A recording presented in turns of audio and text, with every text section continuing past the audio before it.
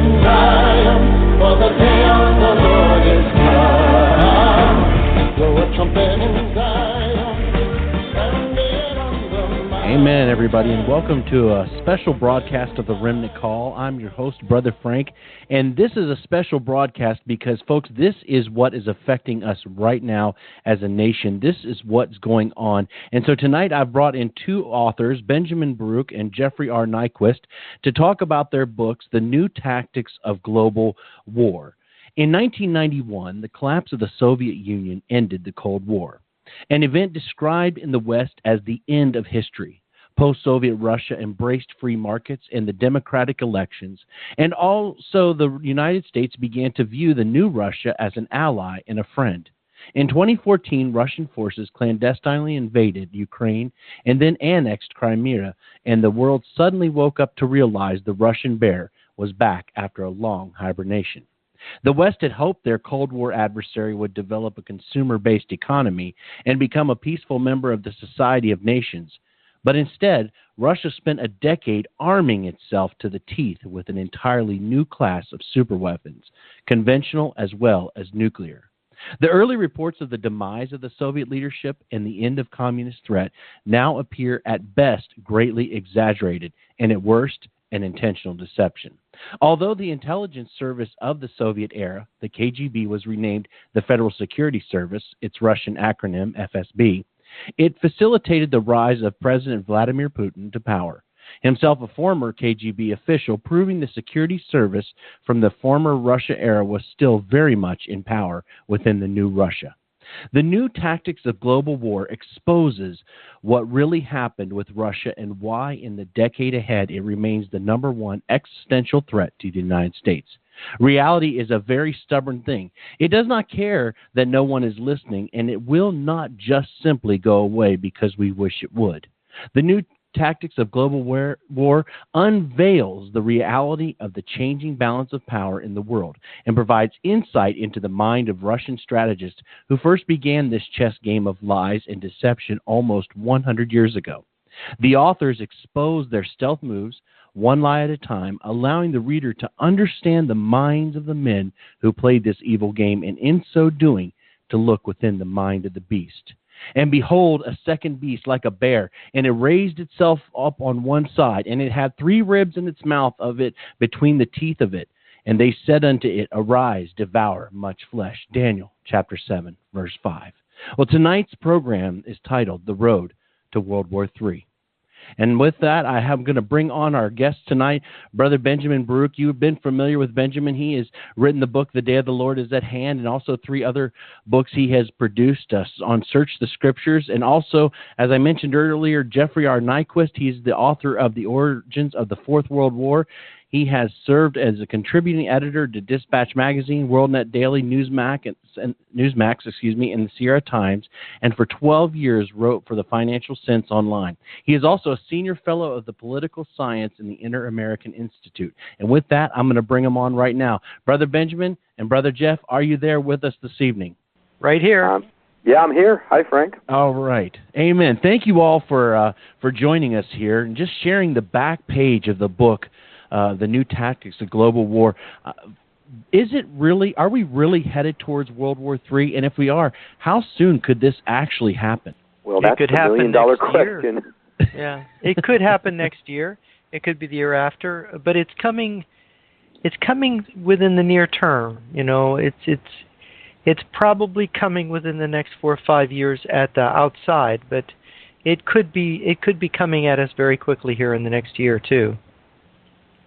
Well, Jeff, you and I we spent years talking about this subject, and together we've actually published a book which deals with the changing balance of power.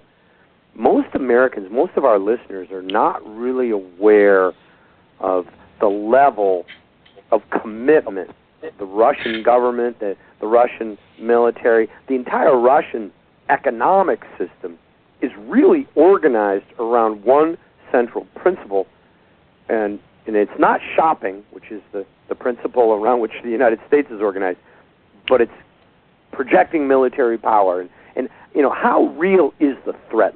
Maybe we should start there. how significant is the threat of war with Russia, China, and their satellite communist or Arab powers? Well, Chinese and Russian leaders have been saying in recent years, they've been saying that war is coming. As far back as 2005, the Chinese defense minister said that war with the United States was probably coming in 10 years, around 2015. Now we're 2 years past that. That was Chi Haoqian.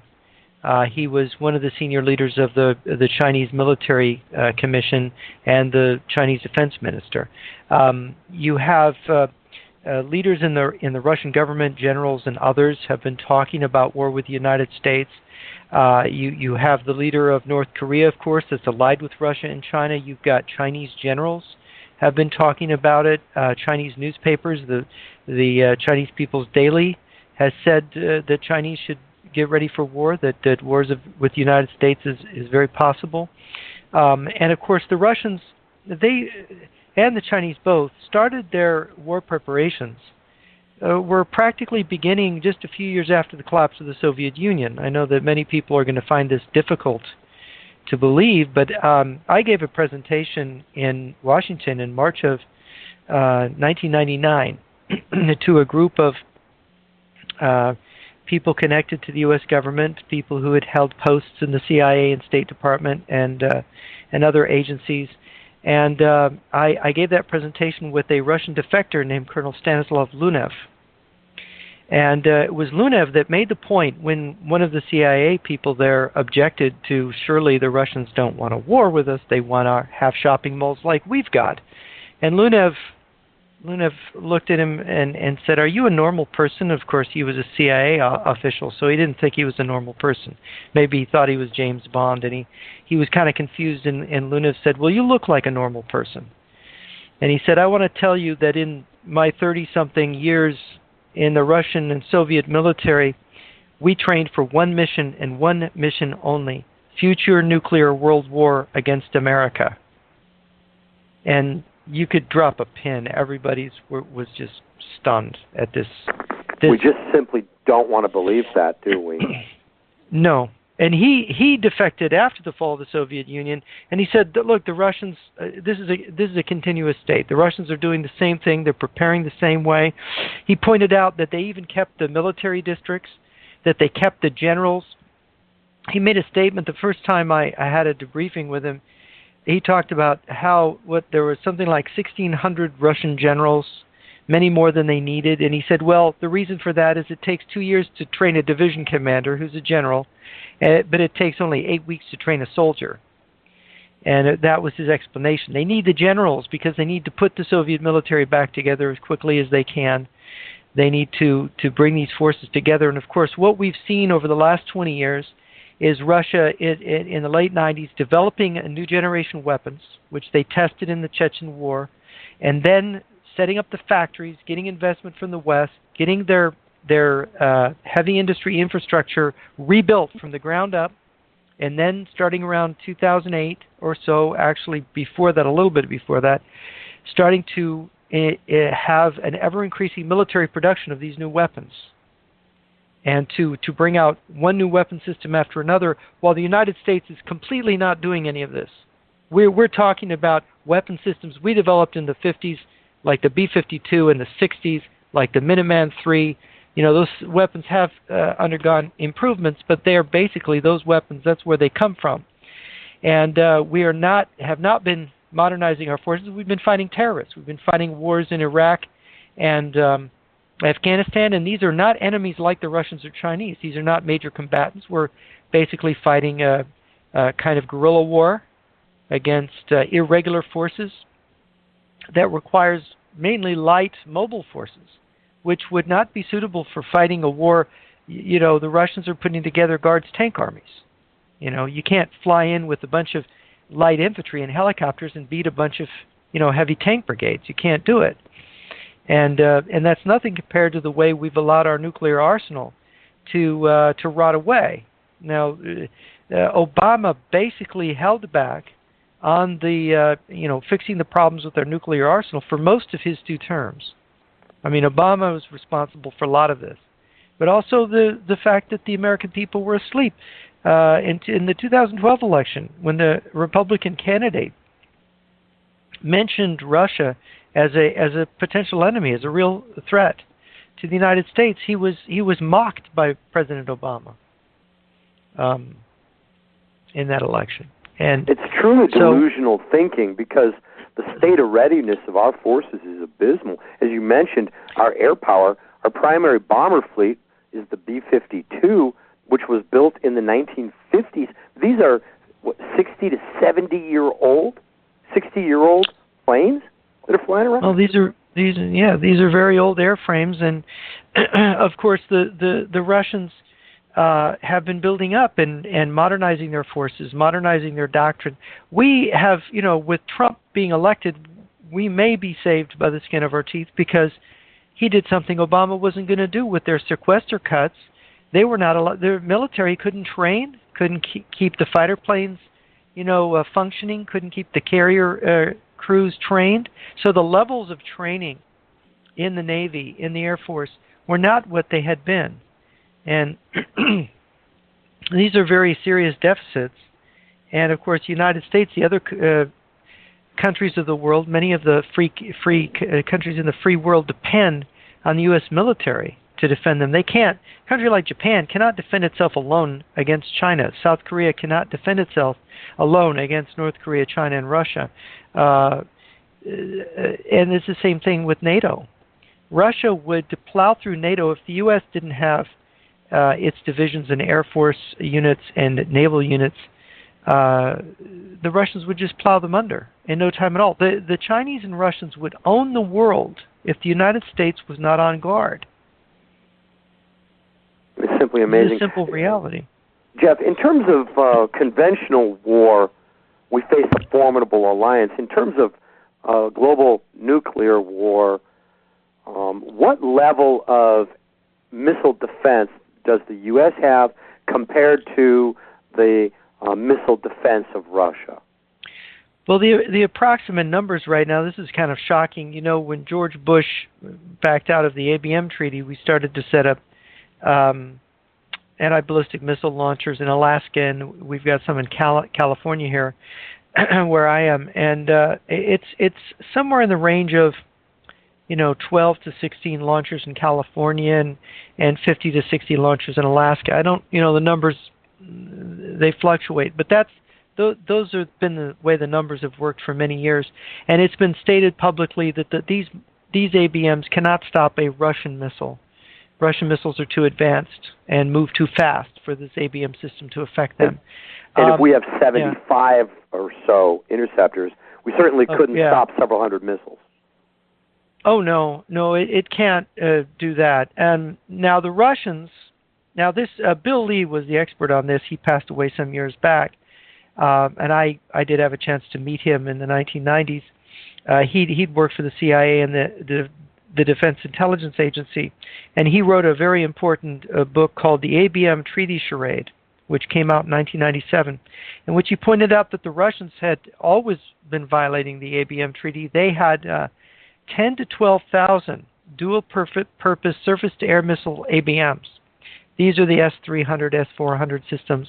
To explain how this works, we've been sold this idea of hitting a missile with a missile. You get these things that are moving Mach, 3, 4, whatever it is, coming at each other, and you got to hit a missile with a missile. That's crazy. The Russians, they tested a system in the early 1960s in which you send a missile up with a nuclear warhead on it, and it only has to get, a few kilometers away from the target. And if it has an X-ray radiation or a neutron radiation, it can be further away than that. If it's in outer space, direct line of sight, it can be, as I understand it, more than 100 kilometers away, and it could knock out a whole cloud of incoming warheads fired from the United States with an X-ray radiation warhead. So they have this system, and they have nuclear weapons, a whole independent nuclear stockpile just for their ABM system, so that they're shooting down a nuclear weapon with a nuclear weapon. And I had heard about the U.S. was planning to build such a system in the 1960s itself. but we never did. And part of it had to do with the Vietnam War and where the money went. But the other part of it was the rising environmentalist lobby. What Bill Lee told me was that they said, look, we're going to blow holes in the ozone. I mean, you're going to have a nuclear war, right? You're going to be blown up in your homes and wiped out, the whole country wiped out, and you're worried about a few holes in the ozone, which is, by the way, nonsense because O3 is manufactured by the sunlight striking the upper atmosphere. It's constantly being manufactured. So you don't have to really worry about that. But this canard was raised to prevent us from being able to build these weapons, this defense system, which the Russians have had for decades. And now the Russians are building state-of-the-art S-500 ABMs. These things are, they're building 2,500 of them. They're much more effective than the S-400. They can even shoot down cruise missiles. And they're based on the same principle, using neutron and X-ray radiation warheads. Just imagine the Russians having thousands of interceptors, us having 75 or 80, whatever our number is at any given time. This is just not acceptable. So if people want to understand the complexities of the military balance, look, one of the biggest nuclear war expert at the CIA was Peter Vincent Pry back when the Office of Soviet Analysis was running back in the early 90s. He wrote a book in 1990 called Nuclear Wars, Exchanges and Outcomes, in which he said, well, if we do this, START 3 treaty or, all these START treaties, and we end up in this position where we're less than 2,000 warheads. And then he says, and then we get down below that, which is where we are now. He said, we're in a position where they can win a nuclear war. I mean, this is what Pry said in 1990. Now we're here, And I've known Pry for years, and kind of the thing he jokes is he says, well, he's kind of surprised to wake up every morning, Yeah, we've lasted this long. That we've lasted this long. It's the irresponsibility of our leaders, especially the Obama administration, but the George W. Bush administration being over-focused on this war on terror, which we should talk about where that came from and how this relates to Soviet strategy, because the Cold War never ended.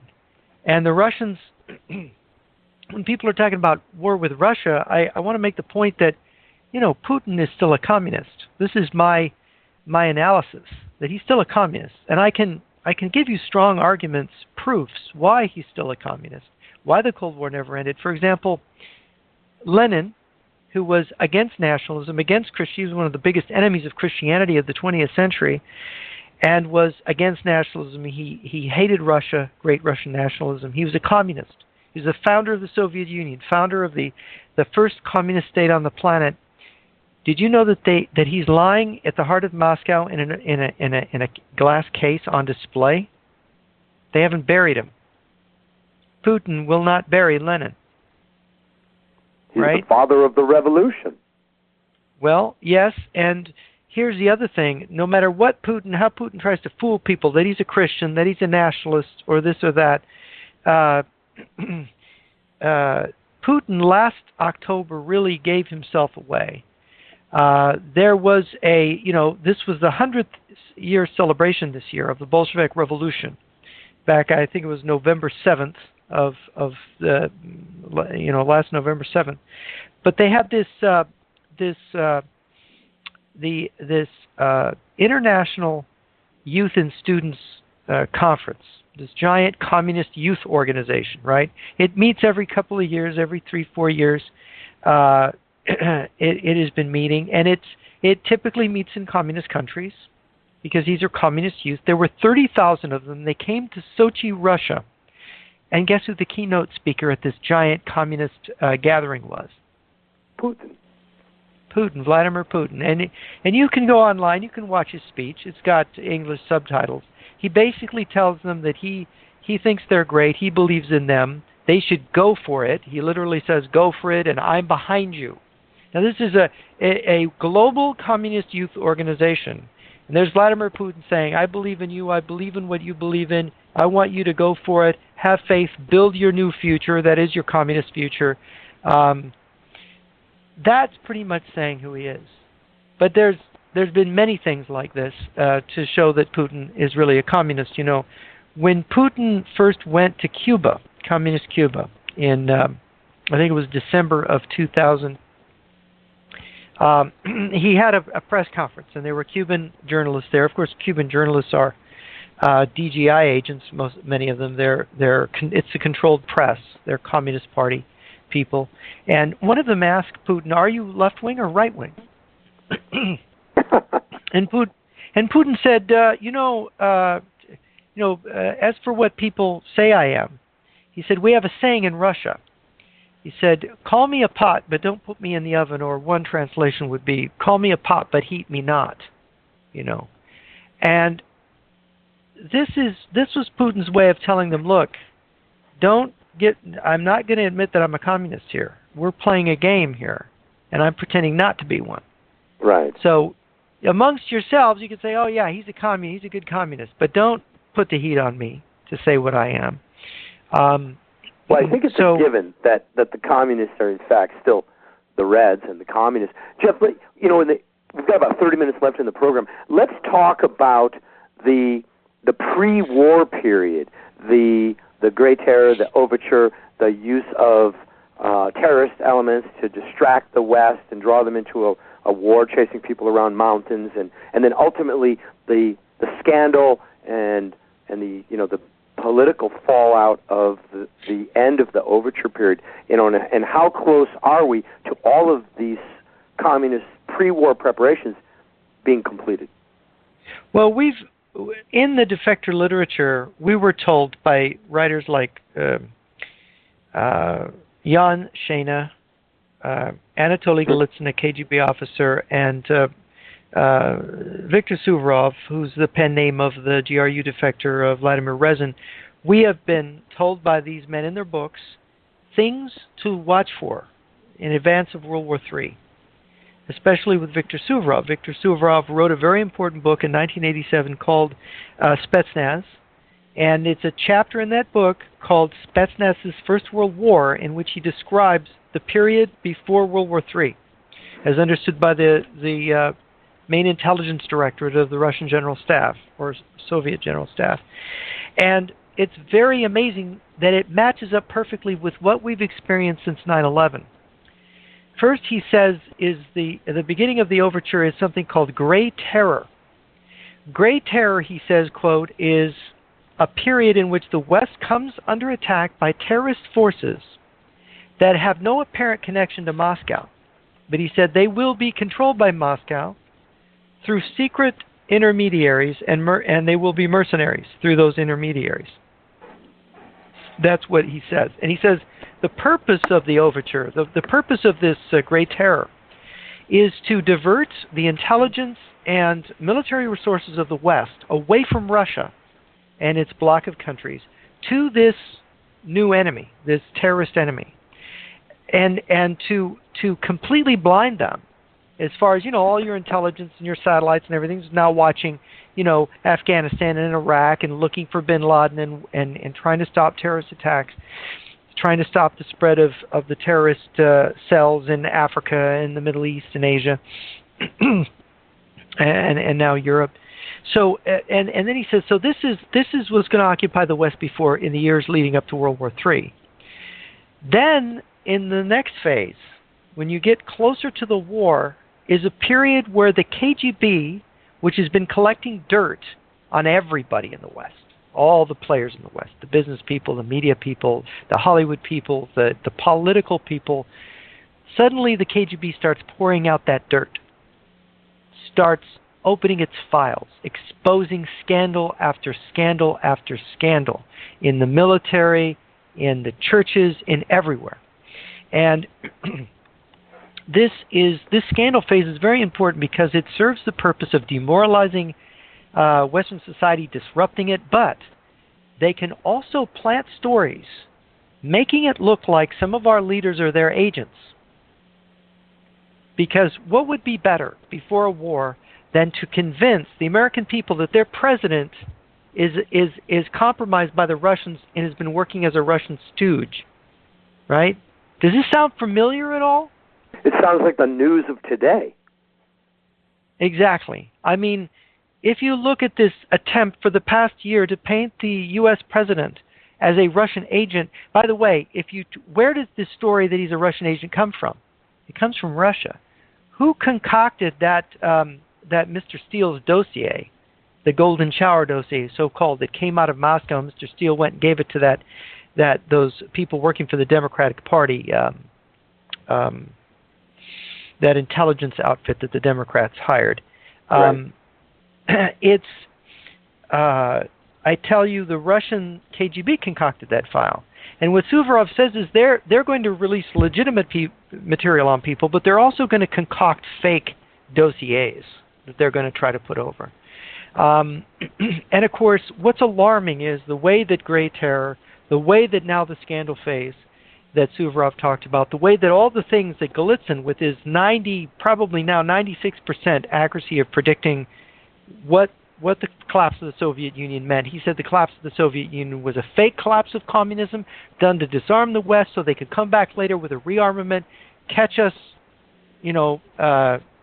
unawares, and create this united alliance with China where they would smash the West, smash the United States, and control the world.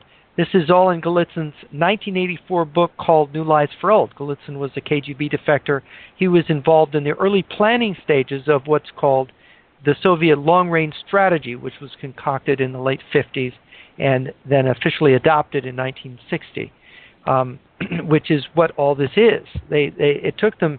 This is such a complicated maneuver that collapsing communism, that it took them 30 years to prepare the structures within their own society so that the Communist Party Soviet Union could go underground and everything would function, the Soviets would still control, and that we would believe that because of the supposed giving up of these countries in Eastern Europe, the loss of the Baltic states and Poland and some of the other countries, that they had basically lost. But you see, what does the Hungarian or the Polish army amount to when you've got strategic nuclear supremacy? Those things don't matter in terms of real strategic weaponry and the balance of power. Jeff, address the operational objectives of Spetsnaz, Russian Special Forces, during the final part of the overture period, the pre-war period, in which they, according to Suvorov, would be engaged in industrial sabotage, creating a series of accidents that would appear as accidents, which in fact would be sabotage activities, such as derailment of a train in Seattle, the power going out at a major airport in the U.S., a pipeline exploding, and a major leak, et cetera, et cetera. Right. Or all of the German U-boats now in Germany as a NATO country, all their U-boats being out of service at one time, which is right in the news now. That's a very good point. Or a bioweapon being released in all the major Navy ports, such that within months, half of the Navy personnel are sick, and half of the U.S. Navy essentially is now no longer on the ocean. Yeah, that's a good. You've outlined it very well. You've basically outlined these are operations that are engaged in sabotage and terrorist operations immediately before World War III. I'll tell you what Colonel Stanislav Lunev told me when I was discussing this subject with him in 1998, in November of 98.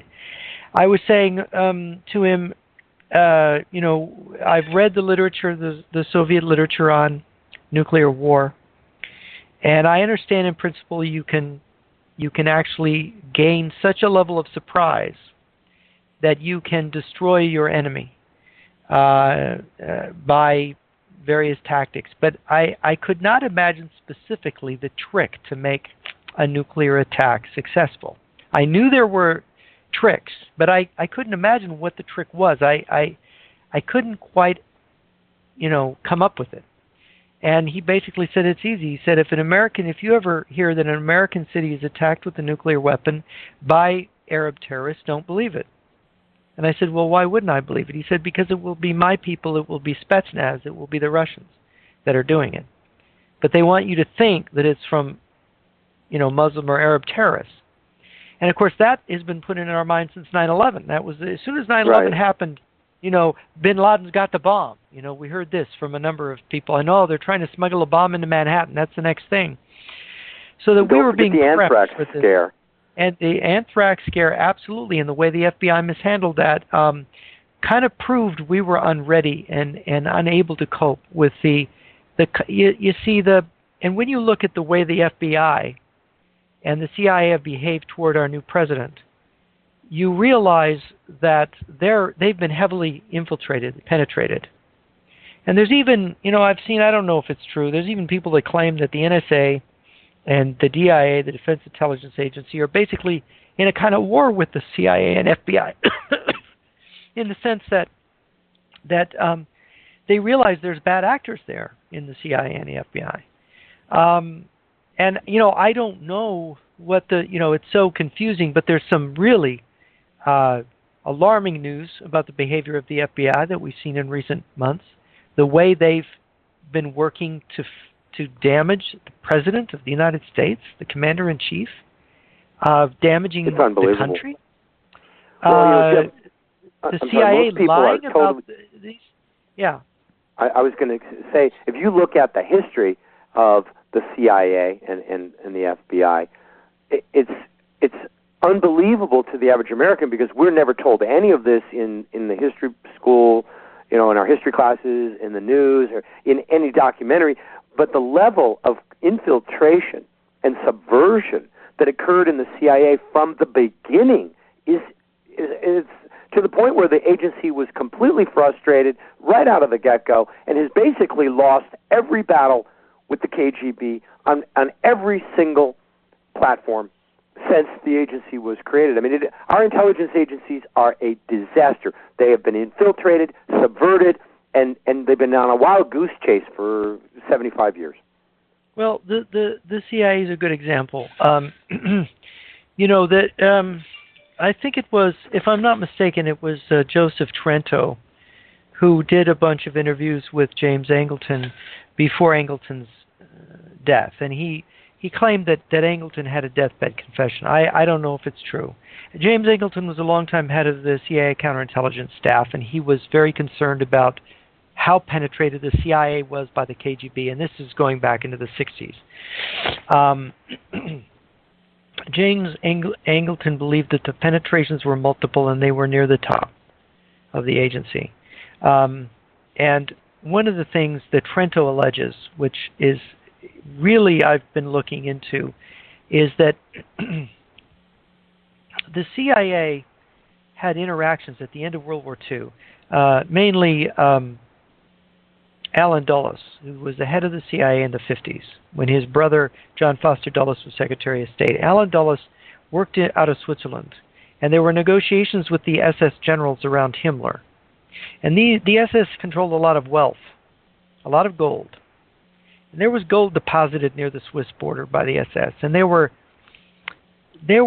stories about CIA personnel collecting that gold without it being accounted for as it was supposed to with all the other gold that the Allied forces were collecting from from the conquest of Germany in 1945. And you see, one of the problems is that the Germans got penetrated by the Soviets from 1943 on. It was rife. We know this from the head of SS Foreign Intelligence, Walter Schellenberg's memoirs, that Schellenberg was in a fight for his life against Soviet moles within the Nazi establishment, that there was basically a war going on within Nazi Germany before the war ended because many Nazi officials knew that the Soviet Union after the Battle of Stalingrad was going to win the war, and they'd already made their own secret deal with the communists before the war was over.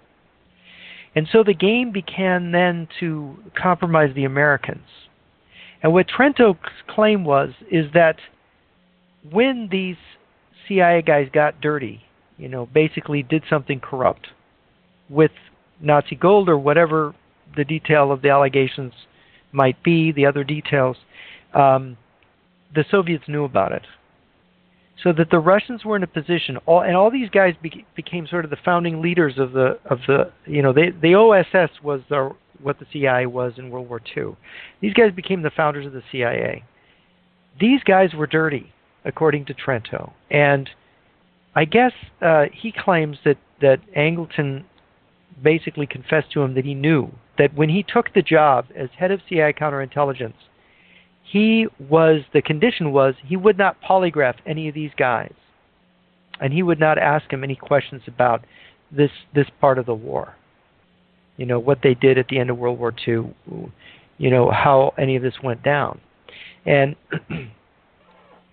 if that's true, Angleton, I guess, expressed to Trento the fear that these guys then were vulnerable to recruitment by the KGB. Of course. Because they had done something dirty, right? And the KGB, if they knew about it, they could blackmail them with it. And this is the head of the CIA, Alan Dulles, he's talking about. So if that's true, if the CIA leadership were a bunch of corrupt OSS officers who got their fingers dirty on Nazi gold at the end of the war, and the Russians knew it and had them blackmailed over it, what would that make the CIA? And Angleton could not polygraph any of them? Right. You know? Well, the same way they protected Kissinger, who Angleton knew Kissinger, or had reason to believe Kissinger was a double agent for the Soviets, but yet he was protected by the White House for years. Well, yeah, Nixon protected Kissinger. And, well, you should point out that Henry Kissinger was accused of being an agent of the Soviet GRU by one of the top British spies in Polish military intelligence. It's in a Warsaw Pact country, military intelligence.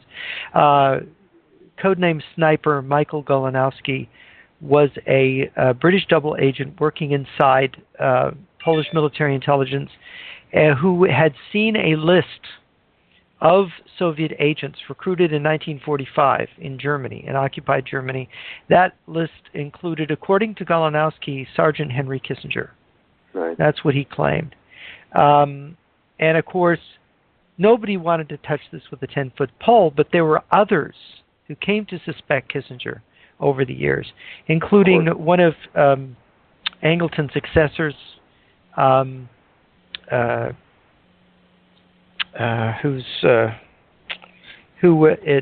it's in the book Widows.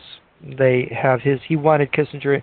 He was a counterintelligence official who claimed that Kissinger had given away a major spy that we had in Moscow. Yeah, after meeting him in the Soviet embassy, the man was dead within hours. This CIA official's name was Leonard McCoy, like the character in Star Trek. He was extremely upset at what had happened, and he believed that Kissinger had given away the spy. But there's a lot of things in Kissinger's background that point to him having been an agent. Not only that he pushed Nixon into detente, into the ABM treaty, into all kinds of treaties with the Soviet Union, the strategic arms, the first SALT treaty, and also, this peace treaty in Vietnam that ended up causing Vietnam to become conquered by the communists. All the disasters of the 1970s can be laid at Kissinger's door. Absolutely. He was involved in all disastrous treaties and disastrous agreements, and the opening of China, which is now our greatest disaster, because look at this trade deficit with China. China has ruined our industrial economy.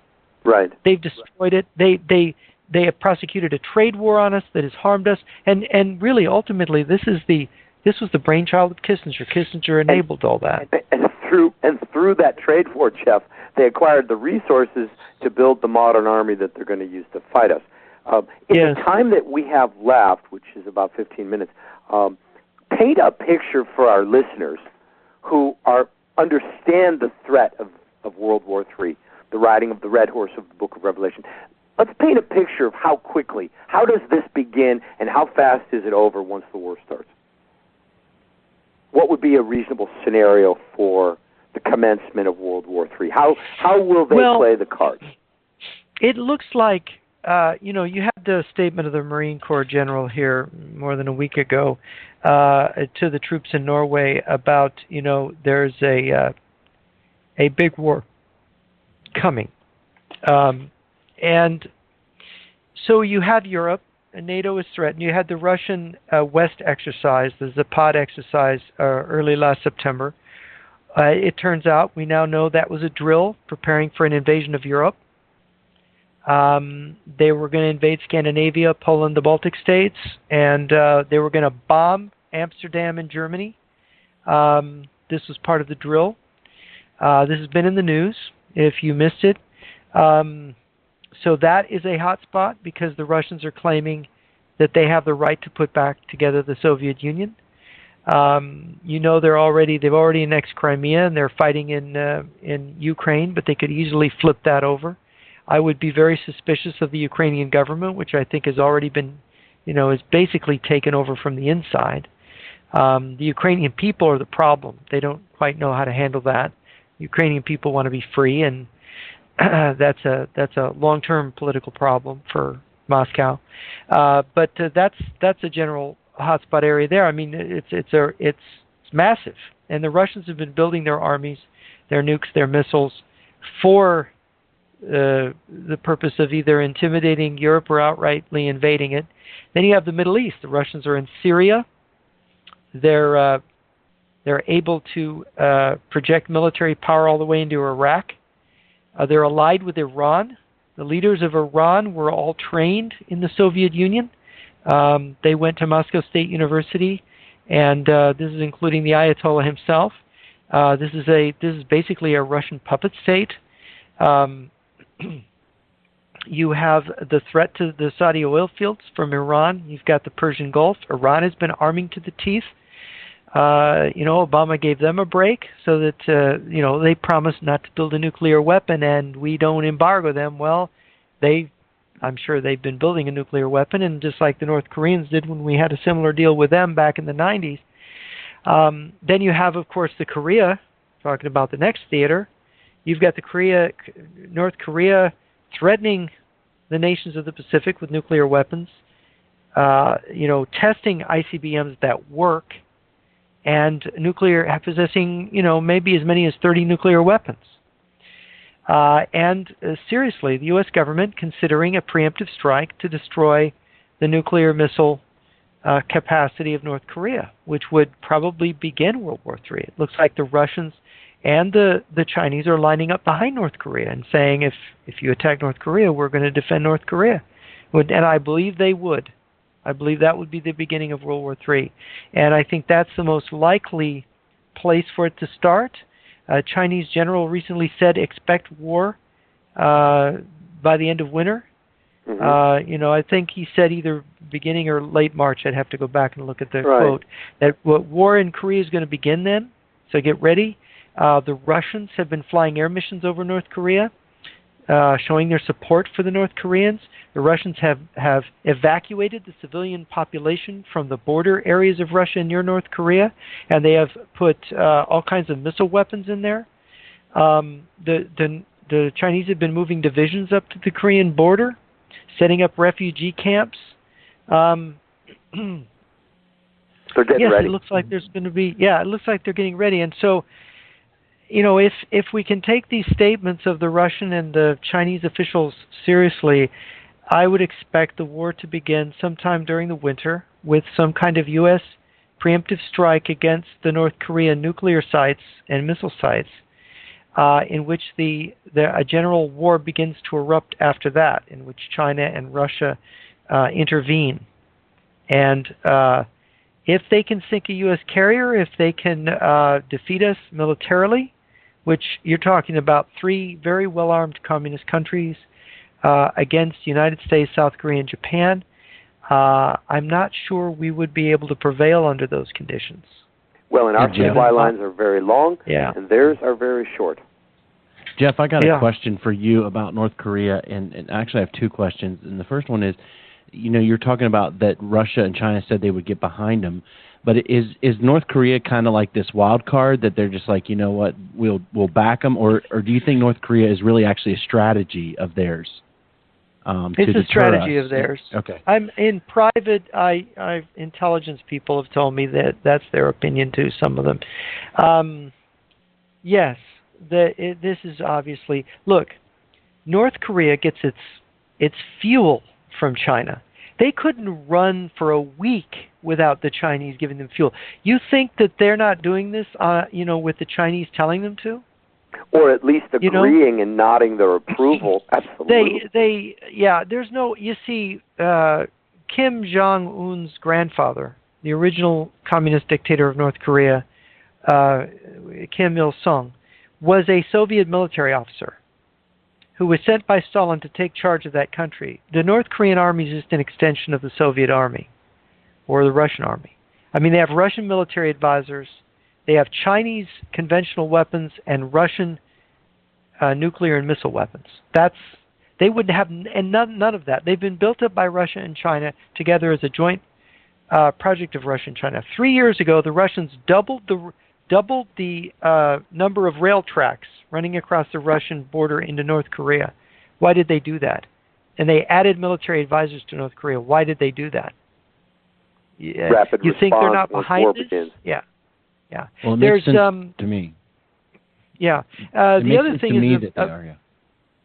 other thing is about their development of nuclear weapons. We have been told by sources in Russia, they've had in-camera testimony to Congress about it, that Russian scientists have been helping them build these bombs, these nuclear weapons that they're building, including the people who built the super EMP weapon for the Soviet Union are building that weapon, have been working on that weapon for North Korea, which is the weapon which could kill 300 million Americans if they managed to get it over the middle of our country. A super EMP weapon would knock out every piece of electric equipment in this country, every computer, every transformer, every power, the whole power grid gone, and we wouldn't be able to get that power back up for 10 to 13 months, and that would cause total societal breakdown. The food supply would immediately cease to be available, and it would revert to cannibalism fairly fast. And 80%, one figure they came up with was 90% could be killed as a result of one bomb, one super EMP bomb over the U.S. That's how, and that's just wiping out because we're so dependent on electric power. And we are also not defended at all against an EMP. No, and that's actually something that's biblical. The Bible says that the city that went out by 1,000 will go out by 100, and the city that went out by 100 should go out by 10. Basically a tithe, 10% left. One other question I had real quick, Jeff, for you. It's something I've been thinking of through the years. We kind of forget about it, but the lost Russian nuclear suitcases. I've heard, maybe 100 of them supposedly lost or planted. Mm-hmm. Maybe they're hard to keep up because of the triggers. My thought is that we could maybe shoot down some missiles. The threat that could already be within our borders really wouldn't matter if those are a real threat still to this day as those Russian nuclear suitcases if they were planted around our country. Yeah, Lunev was the guy that gave the congressional testimony. My friend Colonel Lunev gave the testimony on that because what he did is he showed the congressman places. One of the things he did was responsible for scouting possible sites for hiding satchel nuclear warheads in the United States. The story is that in advance of a war, the Russians would smuggle nuclear weapons inside the United States to be used and this is the business of, if nukes go off in our cities, we'll think what? That ISIS did it, right? And especially if ISIS goes and takes credit for it. But it will be these the Russians will have smuggled them in. The Russians have been smuggling nuclear weapons into the country for a long time. In fact, it was revealed many years ago, a journalist who had lunch with President Kennedy revealed how he was shocked at this lunch with President Kennedy back in, I think it was in 1961, if I remember the story correctly, that this President Kennedy told him, he said, that he had just found out that the Russians had a nuclear bomb in Washington, a very large hydrogen bomb. And he was shocked. He says, well, how could they do that? He said, they brought it in pieces through diplomatic pouches into the Soviet embassy, and they built it, and I think he said it was in the attic of the Soviet embassy. And so the Soviet embassy had a nuclear weapon in it.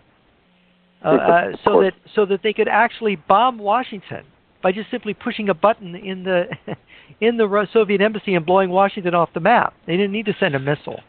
And it was like Kennedy was kind of baffled, like, what do you do with that? You know, what do you do with people who are that crazy?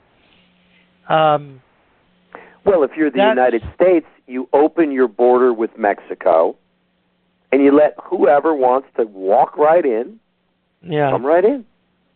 And of course, when you look at our policy, you know, Jeff, you've done a great job highlighting the threat, the reality of the threat, and the fact that this has been coming and has been in planning and has been in motion for many, many years.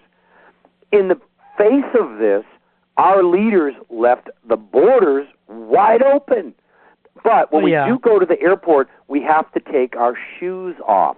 That will clearly accomplish nothing. It's a PSYOP show. It's a security theater for the American people. And, of course, you know, those TSA people have accomplished nothing. They've stopped nothing. But the real threat is actually coming into the country, and it's astonishing that in the midst of all this, you know, essentially the planning for the destruction of our country, our political leaders have done nothing other than put their head in the sand. Yeah, that's right. Well, I asked Luna, you know, how do they bring weapons of mass destruction into the country before a full-blown war? And he said, you know, through the same routes that the drugs enter your country, the illegal narcotics. Yeah, they fly them in, they carry them in. If you read the Los Angeles Times, you know the Los Angeles Times reporting says that the Mexican mafia is controlled by the Russian mafia. This has been known for years. The Mexican mafia is the Mexican branch of the Russian mafia. So it is basically what it is. And Russia has been involved in cocaine trafficking and heroin trafficking for many years. You know, the movie The French Connection was about heroin coming from Corsica, I believe, into France. Well, the Corsican mafia was one of the first mafias to align itself with the KGB. And where was the poppies were grown in Central Asia or Afghanistan, and they were moved, you know, to Bulgaria, where a company called Kintax, controlled by the Soviets and the Bulgarians, synthesized the heroin and then shipped it into Europe. I mean, drugs became a major business, and infiltrating organized crime was very important for the KGB to get political intelligence and blackmail on politicians, intelligence officers, and police. And they were very good at it, too. Yeah, they were very good at it. And, of course, I don't want to paint the Russians as supermen because they do make a lot of bungles. We would already be taken over by them if they didn't also have major bungles. But the way we're playing the game, we're not even playing it right now. And people have to wake up. They have an enemy. We have an enemy.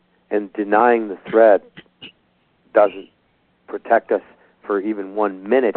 Jeff, let's roll forward in the scenario. War has occurred in Korea at the end of winter, and we've moved some of our military assets to fight a ground war, a land war in Korea, circle forward through summer to some point August, September, and actual attack on the mainland of the United States occurs using nuclear weapons, cruise missiles from submarines, satchel bombs from Spetsnaz commandos, massive sabotage, disruptions of telecommunications, satellite uplinks, the TVs, the phones, the radios. None of this is working, and the ICBMs fly.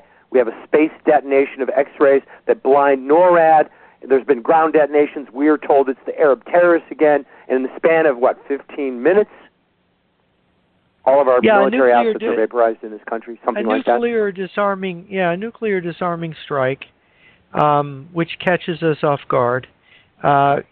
People don't realize the kind of weapons that exist now can blind satellites and sensors, can make it so that even if you're in doubt for 5 minutes, that 5 minutes a cruise missile could be headed right to your headquarters building, could be headed right into your missile silo or your air base, and destroy your bombers, destroy your nuclear missiles, destroy your nuclear weapons stockpile before you get a chance to use it.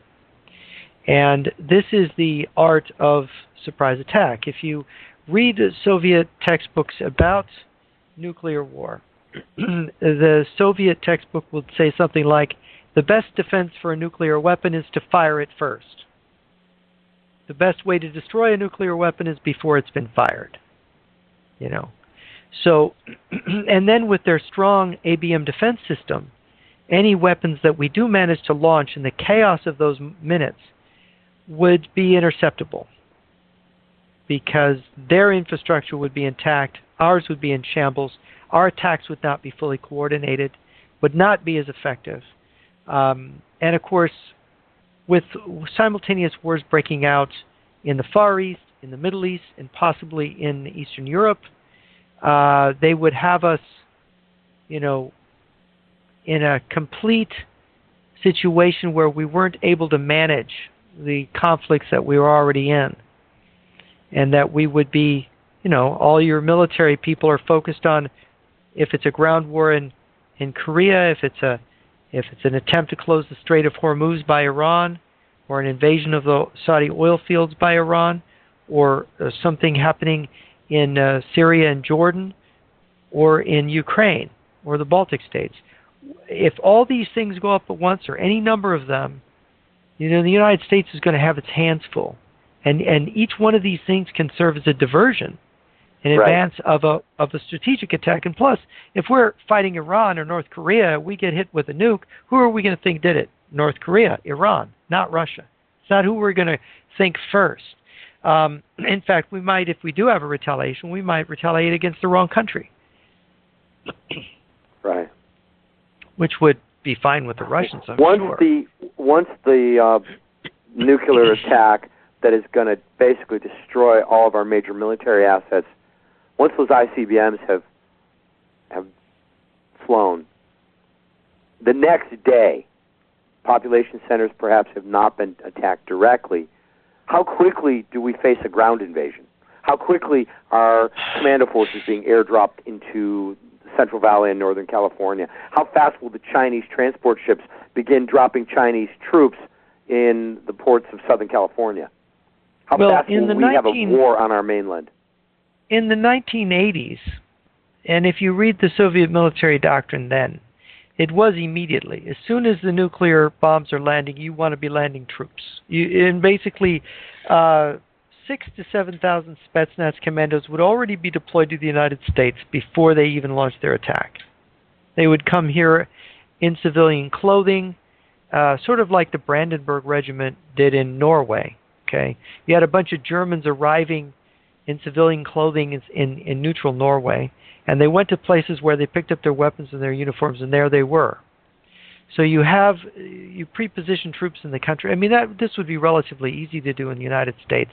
Then you grab airports and port facilities, and then you can start bringing troops in by air immediately, that very day that the war begins. This is the ideal situation. Of course, China, with its operating of many ports in Mexico and the United States, China could have, there's all these Chinese freighters coming into the West Coast all the time, and even in the Gulf Coast. You could have these freighters loaded with troops and heavy weapons, and who would know that they were? And they could be offloading those troops and heavy weapons the very day the war begins. And and who's going to stop them? The LA County Sheriff's Office? Not really. Look, the Chinese, together with Hong Kong, have the largest merchant marine in the world. They could move an incredible amount of equipment and troops, and the Chinese army is the largest army in the world. Well, and we wouldn't realize that they were offloading military assets, offensive forces that would immediately go into action until the troops literally began to come out of the port. And who's going to be there to stop them? The highway patrol? Right. Well, if Norway is an example, look, the German operation in Norway, which was brilliantly conceived and executed, and obviously Norway is a much smaller country than the United States, but we're talking about China and Russia here, the largest country, the most populous country in the world together. So it really is conceivable that you can do an operation like this. I believe if you look at the way the Chinese are operating ports, in Mexico and the U.S. There are stories out of Mexico. There was the silent invasion, and I knew the author. I think he's passed away, but he was Gilbert's son or something like that. Bill Branson, Scott Bill Branson. Thank you. He wrote The Silent Invasion, and I know Scott. I've spent a lot of time on the phone with him. I read his book. I appreciate his sincerity. Scott was a reporter for the major San Diego newspaper there, and he spent a lot of time in Tijuana. And he discovered sources telling him that the Chinese were offloading and secretly stockpiling military equipment in Mexico. Now, this is the exact kind of thing I'm talking about. So, and Scott isn't the only one that's collected some of this information. Right. You'll find that other people have talked about, in fact, in earlier decades, the Russians had secretly stockpiled some military equipment in Mexico. There was stories in the in different parts of the U.S. media about these very secretive Mexican-Chinese naval convoys going to Baja, not knowing, was it drugs they were shipping into Mexico, or was it heroin or something, or was it weapons? Right. We don't know. But Gulbranson had gathered a lot of information on this, and he had talked to witnesses, fishermen at the port of Ensenada, for example. A large Tijuana number police of officer came forward. Yeah, I've actually got the book on my officer. desk. It's a pretty interesting read. He basically says you have to ask the question, why are Cuban and Korean soldiers armed with Chinese weapons in northern Mexico probing the U.S. border? Camped out in the desert out in Mexico, yes. And why is Mexico allowing this, and how could it be that the U.S. does not know? Well, again, there's a lot of things we don't want to know. And exactly. There's a mentality in this country. I mean, look, I know what most people are going to say. I've been doing this work for 30 years. I've been following this. I kind of caught on to what was going to happen. That's what I started writing my first book in 1987 when I started to realize what the defector literature was indicating. And I thought, my gosh, we're too stupid. We're not watching this. And it has unfolded, sad to say, very much like I kind of expected. And you can't, and of course, what I didn't understand in the late 80s was that nobody was going to wake up. You could point to the books, you could say, look, this guy said it right here, and here's happening.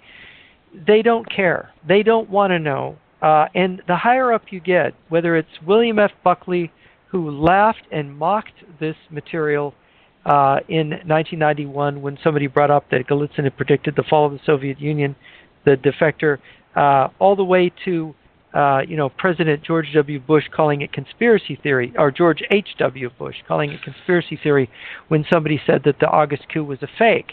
And that person was the president of Georgia, by the way. Right. The Soviet country said that the coup was a fake. And George H.W. Bush on public television said that it was some kind of a conspiracy theorist. He was some kind of lunatic. No, this guy is a former Communist Party official. He's telling you what he knows. The West just ignored all the clues and all the evidence, and now it's just so glaringly obvious. I mean, people could give me a rational argument that I was wrong for most of the last 30 years. But not since 2014. No. Since 2014, with the annexation of Crimea, with the Russian military buildup becoming publicly known and beginning to be able to notice it, when these things are starting to be tracked in undeniable ways, and now with these other signs, with what we saw with Bush being accused of being a Russian spy or Russian stooge, with this fake dossier. And being accused, Trump? by the way, Trump being accused. Yeah, I'm sorry, Trump being accused with people like Obama and Hillary Clinton, who've always been flacking for the Russians and the communists, being his accuser.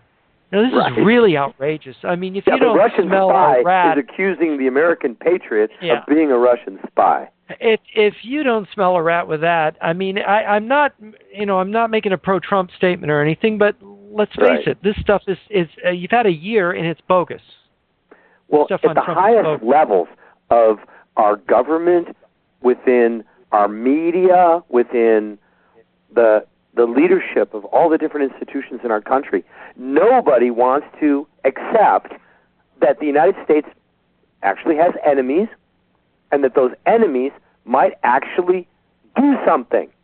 to harm the interests of the United States at some point. No, we just want to assume that we can continue to be the world's economic and military superpower, and the rest of the world will continue to labor for us in their sweatshops and in their slave factories, and they're going to continue to sell all of their goods to us in exchange for more printed U.S. currency, which we export, and then they recycle into purchasing our federal debt, which basically means China and the rest of the BRIC nations are financing the U.S. trade deficit, the U.S. fiscal deficit, and ultimately the U.S. military budget. And, they want to believe that China will continue to pay for our F-35 fighters, which is absurd. Yeah.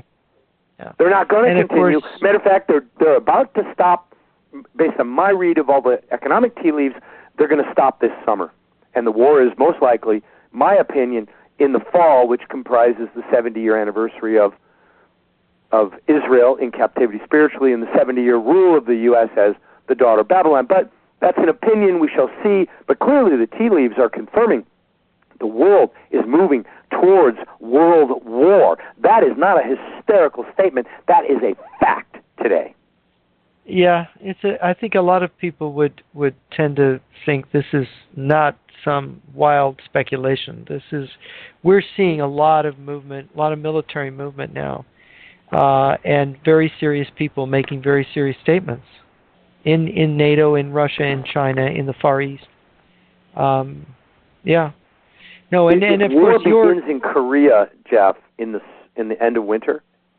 Then what do you assess the probability of global war by the fall? Well, first of all, the reason I think that these provocations by North Korea are happening is that they want us to strike first.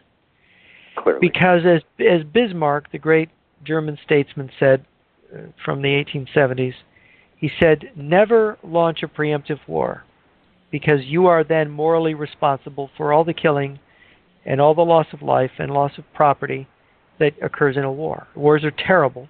They're terrible things. You must never be the one who's morally responsible for starting it. And that's why he was, in principle, against preemptive war. And I think he's right. This is one of the most far-seeing statesmen of modern history.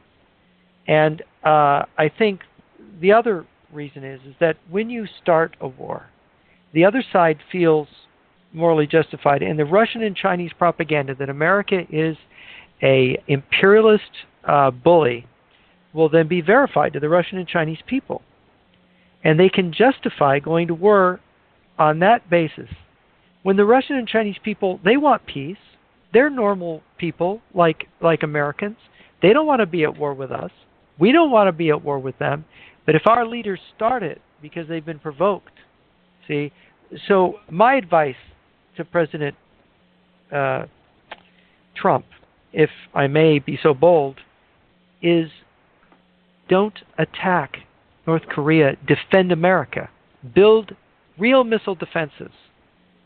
Build the kind of weapons that can protect South Korea and China and the United States against that guy, because defense is what we need, not a preemptive attack that puts us in the wrong, which the Russians and Chinese may be fishing for, because that's the only way they can get their people to go along with a war against us.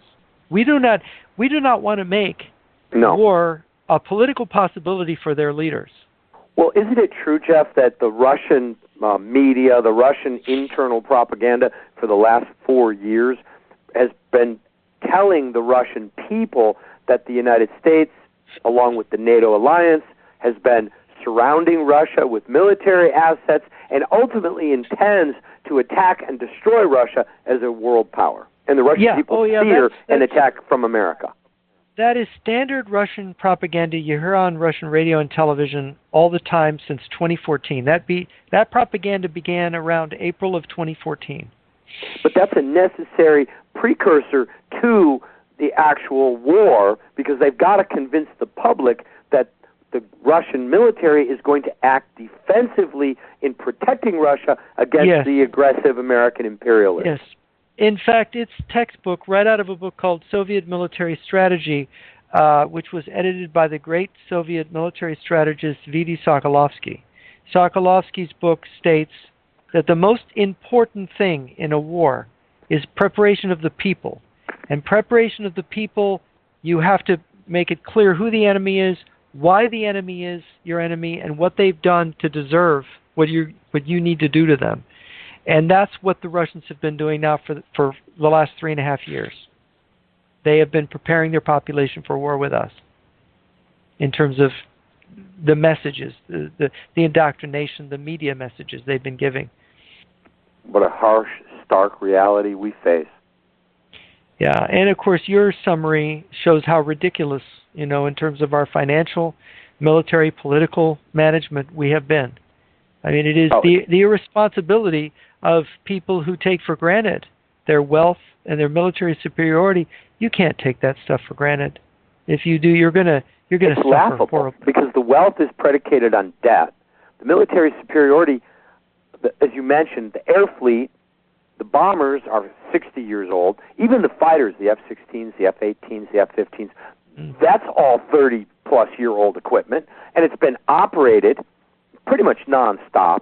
The only really new assets we have are the new, I guess they're the Ford-class aircraft carriers that they're coming out with, and those are functionally obsolete in the face of hypersonic missiles.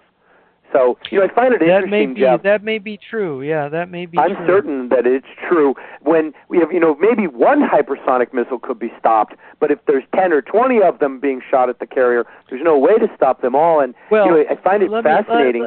Let me tell you, they can stop 20 or 30. You got to hit them with hundreds. But the Chinese have hundreds that they can hit them fine. with.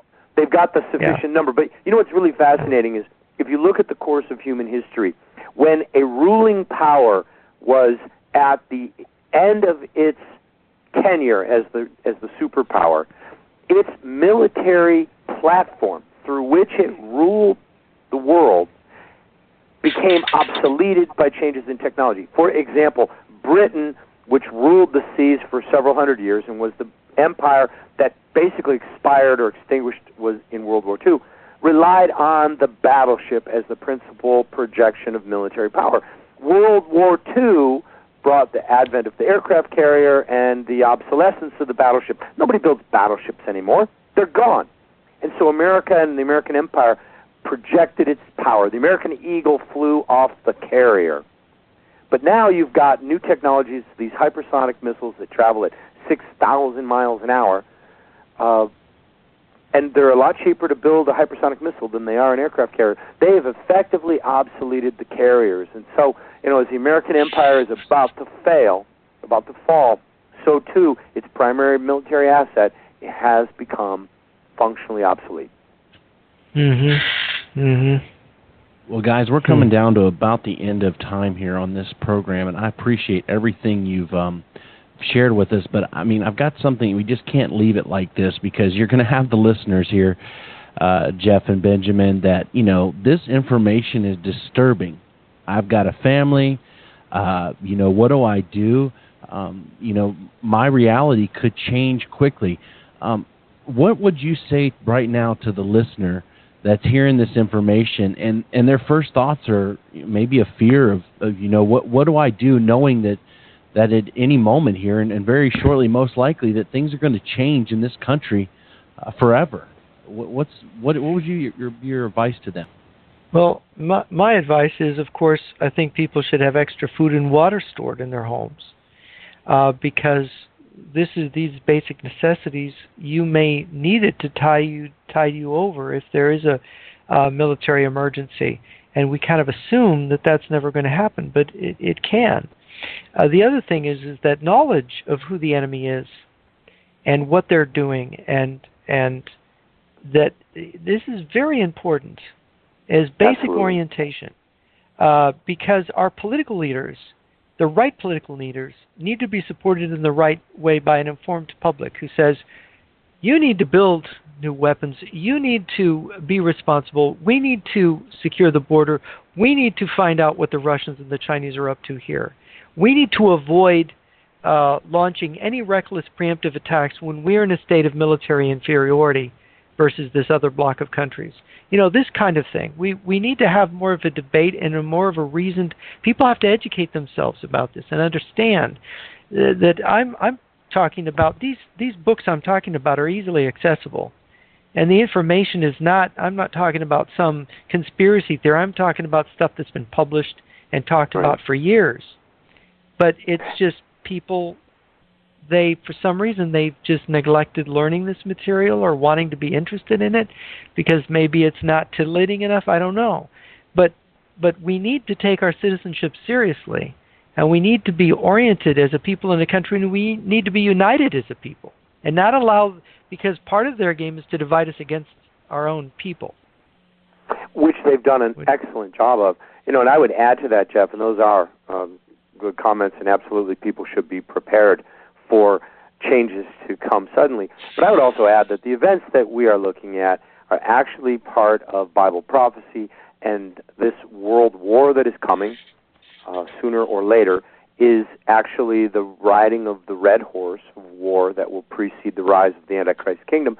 And the destruction of America, Babylon, the destruction of our nation in this war is clearly laid out in Bible prophecy. This is an event that the Lord is actually doing, and it cannot be stopped, but we need to be the people of faith who respond by prayer, by seeking God, and by diligently getting our house and our heart in order. And as Jeff pointed out, also arming ourselves. The Scripture says, my people perish for lack of knowledge. There is nothing good about being stupid or ignorant or simply unaware.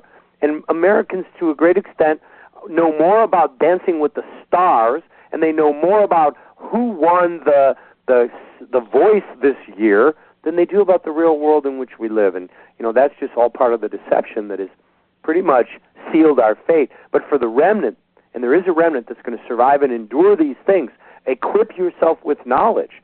And Jeff's website, jrnyquist.com, has some excellent material. You can go to my website, benjaminbaruch.net. I would encourage you, if you've been blessed by the message tonight and by the work that either Jeff or I have done, get a copy of the New Tactics of Global War. And after you've read it, and it'll bring you up to speed on the things you can look for that will be happening in the real world as the world gets closer and closer to the outright imminent hostilities beginning, you'll be able to recognize, okay, the war is within a week or two. And make your final preparations. Fill your bathtub with water. Do things like that. But you can also take this book and give it to the naysayers in your family or your friends who simply can't accept the message of warning based on Bible prophecy. Well, this is a message of warning based on a candid, clear military assessment. I am a former military analyst. I was trained as an order of battle specialist to study and monitor the Soviet military and to recognize their preparations for war. Jeff is one of the probably smartest military analysts who's got the eyes who see the reality and not colored by rose-colored glasses. We've done all we can to bring this information to you to protect you and your household, but you've got to do your part too. This is not an entertainment program. We are giving you this information to try to save your life and to save the lives of your children and of your family and of your friends. And if we can get this information out widespread enough, the more American lives we can save, the better the outcome for all of us in the aftermath of this war that, in my personal opinion, is absolutely unstoppable. It's only a question of when. And right now, when is looking fairly highly like the fall of 2018, in my personal opinion. But as Jeff said, it might delay until 2019, or perhaps even 2020. This war is coming. This is not 10 years off. This is in our face, and I don't know if any of you guys feel the same as me, but 2017 pretty much occurred in the blink of an eye, and we're knocking on the door of 2018, folks. It's New Year's Eve in a couple days from when we recorded this program. You probably will be listening to this in 2018, so take heed how you hear. Be a Berean, do the homework, and get a copy of the book, The New Tactics of Global War. It'll definitely arm you with the information you need to provide a warning to your friends and your family. And with that, I would say God bless you, and be praying, because this thing is real and it's coming. Amen. Folks, the Bible says, a prudent man foreseeth the evil and hideth himself, but the simple pass on and are punished. Simply said, if you see it coming, do something about it. Don't just sit around idle. Seek the Lord, make your spiritual preparations, and make some physical preparations. It's not unbiblical to do that. Folks, buy the book, find out, be aware of what's going on.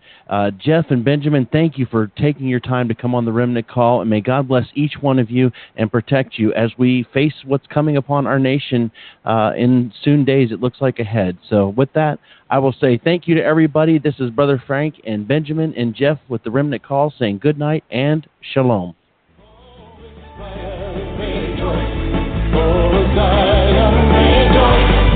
For the Lord your God has made you his delight, has made you his delight. Blow a trumpet in Zion, sound it on the mountain. Blow a trumpet in Zion, for the day of the Lord is come. Blow a trumpet in Zion.